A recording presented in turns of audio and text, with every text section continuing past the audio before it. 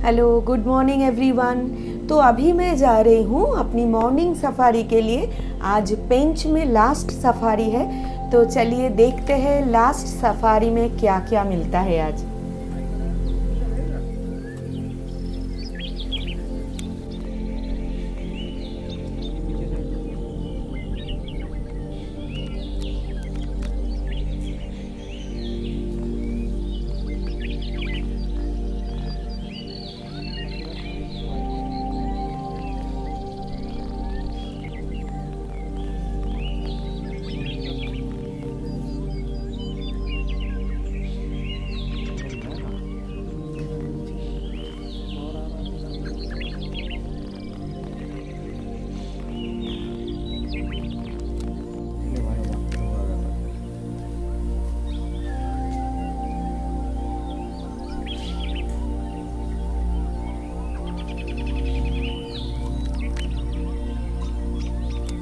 कल रात को बारिश होने की वजह से जंगल पूरा ग्रीन हो गया है आज, और भी ज़्यादा सुंदर लग रहा है।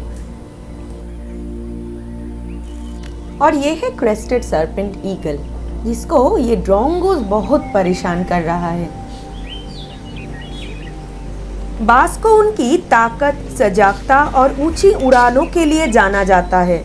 बाज एक ऐसा शक्तिशाली पक्षी है जो 6 किलो वजन उठाकर आसमान में उड़ सकता है।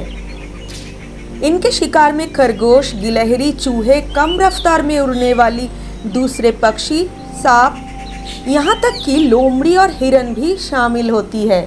बाज की नज़र बहुत तेज होती है। इनके पीछे एक वजह यह है कि इनकी गर्दन 270 डिग्री तक घूम सकती है। इनकी आंखें एक साथ 2 बिंदुओं पर फोकस कर सकती है। और कल वाले पेड़ में हमें फिर से ये इंडियन स्कॉप्स आउल दिख गया। शायद इसी पेड़ पर इनका नेस्ट है।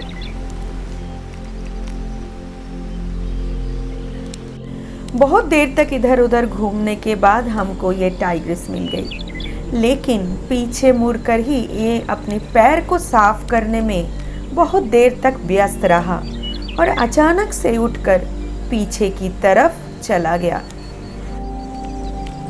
और हम भी क्या करते, टाइगर को अगर हमारी तरफ नहीं देखना है तो आप कुछ भी कर लीजिए, वो नहीं देखेगा। और ये देखिए, टाइगर चले जाने के बाद ही लंगूर और उसके बच्चे कैसे खेलने लगे।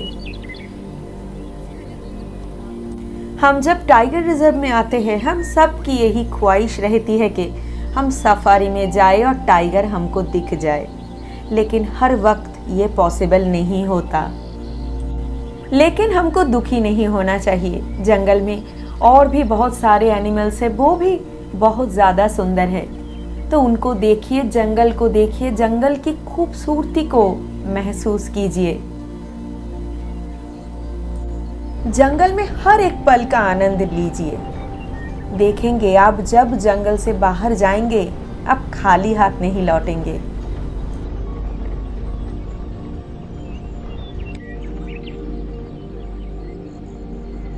सफारी के बाद थोड़ा सा टाइम था, तो मैं निकल पड़ी लोकल लोगों से बात करने के लिए।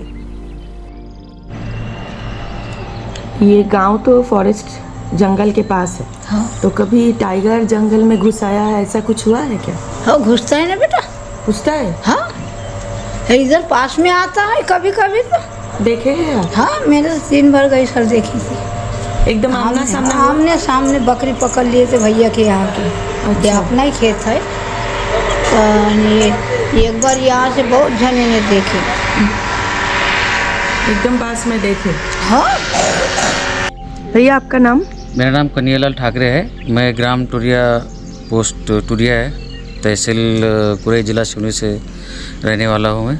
कितने साल से आप यहाँ हो? मुझे यहाँ पे पेंच में ये समझ लो कि बाकी हमारे तो पूर्वजों की ज़मीन है और हम यहाँ पूरा बचपन हुआ है हमारा, और यहाँ पे हम खेती बाड़ी करते हैं। उसके बावजूद जो भी जंगल से हमारा निस्तार होता है तो उसी के इसमें निर्भर रहते हैं हम लोग। पहले सारे गांव के जो लोग थे जंगल से निर्भर रहते थे। बाद में पता चला कि यहाँ पे सेव द टाइगर का रिजर्व चला, उसके बाद में काफ़ी परेशानी हुई हम लोगों को, जो हमारे एनिमल्स पार्क में चरने जाते थे। फॉरेस्ट वाले उनके साथ में बीच में थोड़ा तानाशाही भी हुई।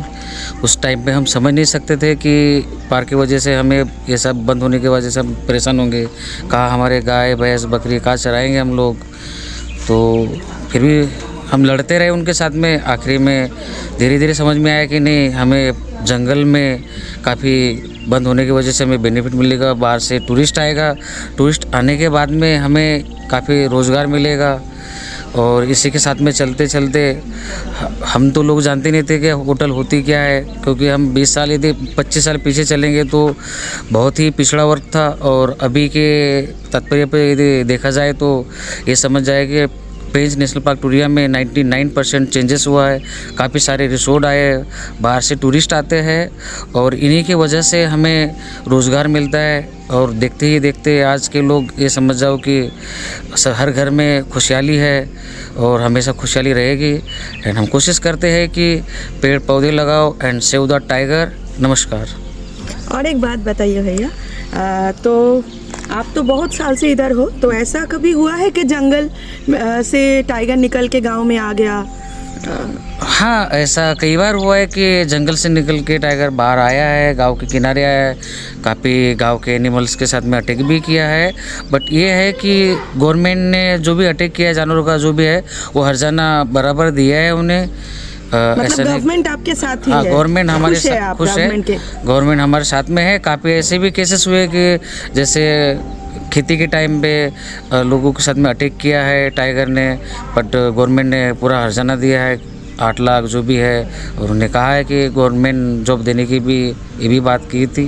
बट हम गवर्नमेंट से खुश है और जंगल में भी, जंगल से निर्भय हम खुश हैं। और हम चाहते हैं कि हर टाइम में हमें खुशहाली यही मिले। एंड कोशिश करते हैं कि सभी जंगल को बचाओ, आग ना लगाओ और एनिमल्स का, टाइगर का नियमों का पालन करें, गवर्नमेंट के नियम का पालन करें और उसी की वजह से खुशहाली लाए अपने यहाँ। थैंक यू भैया, थैंक यू सो मच। बहुत अच्छा लगा आपसे बात करके। Thank you. ये पीछे कौन है तुम्हारा? मोगली।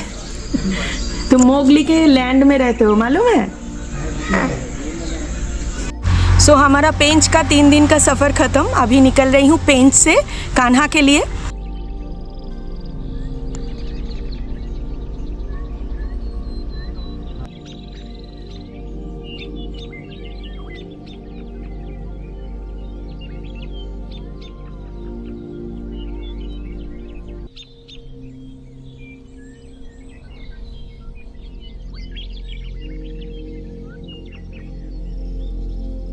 ये नेशनल हाईवे नंबर 44 के अंतर्गत बनाए गए भारत का पहला और विश्व का सबसे लंबा अंडरपास है।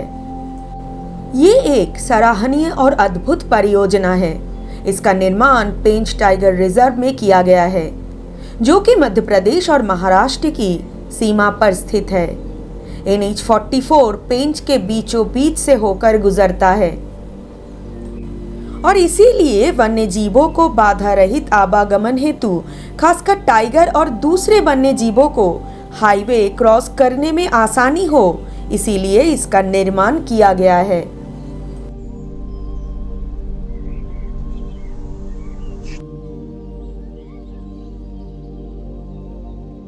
और ये हम पहुंच गए कान्हा। पेंच से कान्हा के खटिया गेट तक पहुंचने में हमको 4 घंटा लगा। तो चलिए कल फिर मिलते हैं कान्हा के व्लॉग में। अगर मेरी वीडियोस आपको पसंद आए तो चैनल को सब्सक्राइब कर लीजिएगा, वीडियोस को लाइक और शेयर ज़रूर कीजिएगा। Thank you so much for watching.